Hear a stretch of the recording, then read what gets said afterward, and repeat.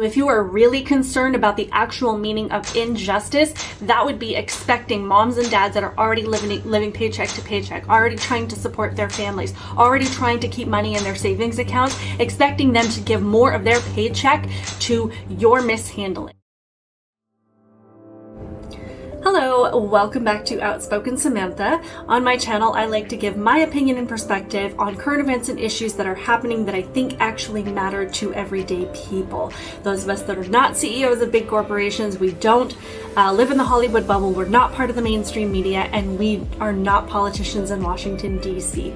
But we do have to live with the consequences of the decisions being made by the people in the previously mentioned categories. If you feel like that describes you, please like this video, share this video, leave a comment below.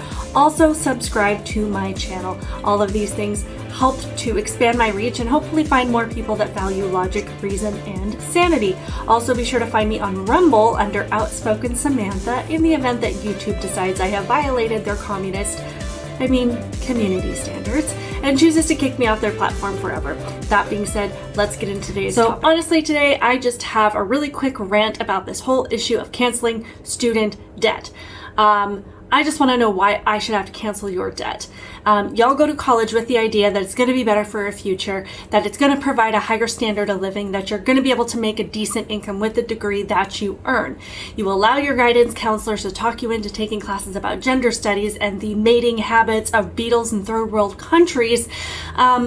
But you don't consider the time and money that you are wasting until you graduate. You don't think it's important to consider what you're spending your money on, how you're spending your time, what you're learning about, and if what you're doing is actually going to benefit you in society until after you graduate. Until you've compiled $70,000 in student debt, and then you realize that you have nothing to show for it. You haven't gained anything that's actually going to benefit you in the real world. And I'm willing to bet that because of the failure in education, that you don't actually understand where the money is coming from when Joe Biden says that he is going to forgive a chunk of your student debt, because it's not coming out of his pocket. It's not coming out of Nancy Pelosi's pocket. It's not coming from Kamala Harris. The government is funded by taxpayers, by people who pay taxes from their paychecks. And who is that? That's me. That's your next door neighbor. It comes from me, from my household, from my kids, from my budget. And every time the government promises more forgiveness, they take more money from me, more out of my budget that I set aside to provide for my family, to buy groceries for them, to set aside for emergency funds and put into savings, to fund the things that I set goals for, that I find important. There are many people comparing student loans to the PPP loans, but let's look at that and remember that the PPP loans had contingencies attached to them for forgiveness, like employee retention and keeping your doors open. People were not allowed to just take that money and then close the doors and run. And when it comes to student loans, I would actually be open to a discussion about an application-based process for loan forgiveness. What did you major in? Did you actually pick a field that is beneficial to society? Did you go into healthcare? Did you go into law? Did you go into teaching or public service? And then having a repayment plan set on things like how long have you been in the field, employer feedback, and are you actually pursuing the field that you got your degree in? You know, actually incentivizing students to make responsible decisions about their future, to actually invest their time and money into something that is going to be beneficial, that actually is going to give them a career that provides them the kind of life that they were promised when they initially went into school.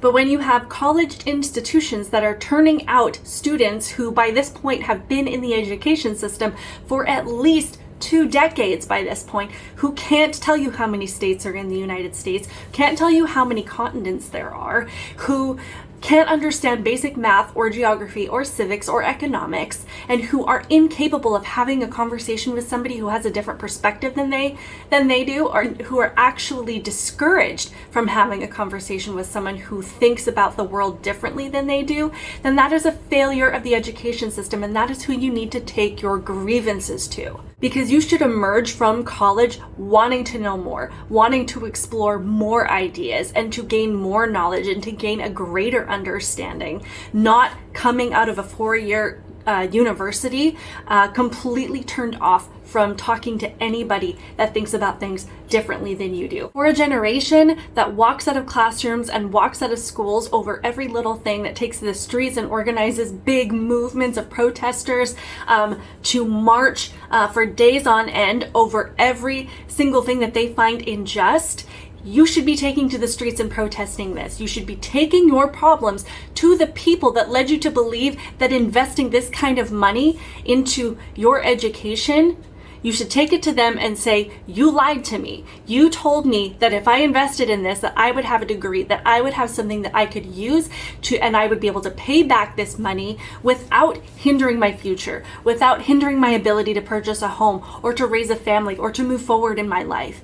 Go to the student counselors that led you to take classes that were completely useless to your future, because I didn't talk you into doing it. I'm sure your neighbors didn't talk you into doing it. The single mom that's working as a waitress down the street did not talk you into doing it, because if you had come to me, I would have told you to avoid it. I would have told you to steer clear of it at all costs. If you are really concerned about the actual meaning of injustice, that would be expecting moms and dads that are already living paycheck to paycheck, already trying to support their families, already trying to keep money in their savings accounts, expecting them to give more of their paycheck to your mishandling, to your lack of responsibility. Take it to the people that actually led you to do that.